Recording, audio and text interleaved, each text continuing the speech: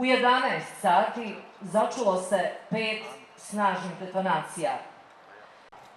Ovdje, na ulazu u gradsku tržnicu, od dejstva minobacačke granate od 120 mm, smrtno je stradalo 43 Sarajlija, dok je njih 84 ranjeno. Markale su ponovo doživjele gorku sudbinu.